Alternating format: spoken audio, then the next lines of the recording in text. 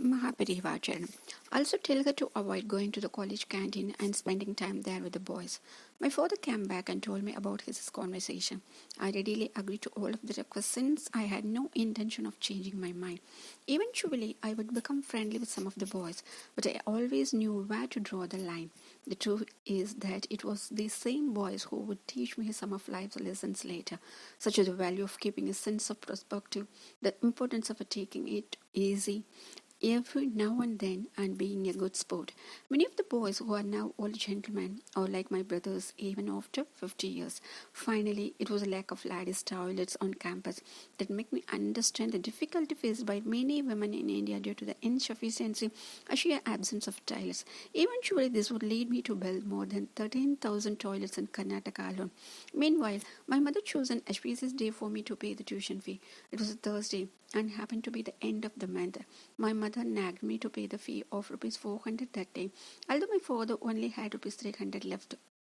He told her, "Wait for a few days, I will get my salary and then Sudha can pay her fees." My mother refused to budge. "Our daughter is going to college. It's a big deal. We must pay for the fees today. It will be good for her studies." While they were still going back and forth, my father's assistant, Dr. S.S. Haimat, came along with his father-in-law Patel, who was a headman of a Bhatt village near Shikha, the town where I was born. Patel curiously asked what was going on, and my father explained the situation to him. He then took out his wallet and gave my father 100 rupees. He said, "Dr. Sahib, please accept this money. I want to give it to this girl who is doing something path-breaking. I have seen parents take loans and sell their houses or farms to pay their sons' fees so that they can become engineers. In fact, sometimes they don't know even whether their child will study properly or not. Look at your daughter. She desperately wants to do this, and I think she is right." "No, Mr. Patel," my father refused. "I can't take such an expensive gift. I will accept this as a loan and return it to you next month after I receive my salary." Patel continued as though he hadn't heard my father. "The most important thing is for your daughter to do her best and complete her course and become a model for other girls." Then he turned to me and said, "Sudha, promise me that you will always be ethical, impartial, and hardworking, and that you will bring a good name to your family and society." I nodded meekly, suddenly humbled. My first day of college arrived a month later. I wore a white sari for the first time, touched the feet of all the elders at home, and prayed to Goddess Saraswati, who had been very kind to me. I then made my way to the college. As soon as I reached, the principal called me and gave me a key. He said, "Here, Miss Kulkarni, take this. This is the key of a tiny room in the corner of the electrical engineering department on the second floor. You can use this room whenever you want." I thanked him profusely, took the key, and immediately went to see the room. I opened the door excitedly, but alas, the room had two broken desks, and there was no sign of a toilet. It was so dusty that I could not even consider entering it. Seeing me there, a cleaner came running with a broom in his hand. Without looking at me, he said, "I'm so sorry. Principal Sahib told me yesterday that a girl student was going to join the college today, but I thought that he was joking. But I didn't clean the room anyway. I'll do it right now." After he had finished cleaning, I still felt that the room was dusty. Calmly, I told him, "Leave the broom here and give me a wet cloth, please. I will clean the room myself." After cleaning the room to my satisfaction, I brushed off the dust on my clothes and went to class.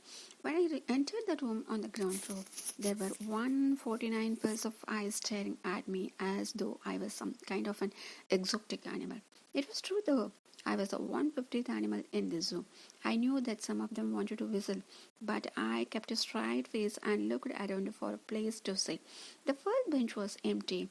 As I was about to sit there, I saw that someone had spilled blue ink right in the middle of the seat. This was obviously meant for me. I felt tears threatening to spill over, but I blinked them away. Making use of the newspaper in my hand, I wiped the seat clean and sat on a corner of the bench. I could hear the boys whispering behind me.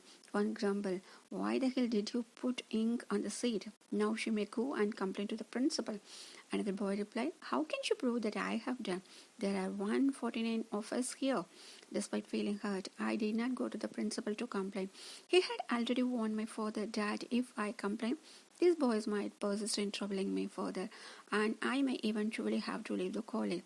So I decided to keep quiet no matter how much these boys tried to harass me. The truth was that I was afraid of being so troubled by the boys' activities that I would quit engineering altogether. I thought of ways to stay strong physically and mentally. It would be my tapas appendage. In this instant, I resolved that for the next 4 years I would neither miss any class nor ask anyone for help with class notes. In an effort to teach myself self-restraint and self-control, I decided that until I completed my engineering degree, I would wear only white sarees, refrain from sweets, sleep on a mat, and take baths with cold water. I aimed to become self-sufficient. I would be my best friend and my worst enemy. I didn't know that such a quote already existed in the Bhagavad Gita where Krishna says, Atma Eva hai Atmano Bhamdu Atma Eva Ripu Atmana. Atma Eva hai Atmano Bandhu Atma Eva Ripu Atmana. We really don't need such finance to do well in our studies, but I was young and determined and wanted to do all I could to serve engineering. I had good teachers who were considerate and sought to look out for me in class. They would occasionally ask, Miss Kulkarni, is everything okay with you? Even our college principal, Professor Kanpuri, went out of his way to inquire about my welfare and if any boys were troubling me. However, I can't say the same about my classmates. One day, they brought a small bunch of flowers and stuck it in my plaited hair without my knowledge. When the teacher was not around, I heard someone shout from the back, Miss Flowerpot. I quietly ran my fingers through my hair, found the flowers and threw them away. I did not say anything. At times, they would throw paper airplanes at my back, and unfolding the papers, I would find comments such as, a woman's place is in the kitchen, or in a medical science, or as a professor. Definitely not at an engineering college. Others would read, we really pity you. Why are you puffing in finance like a goddess Parvati? At least Parvati had a reason for it. She wanted to marry Shiva. Who is our Shiva? I would keep the paper planes and refrain from replying. Mahabharata.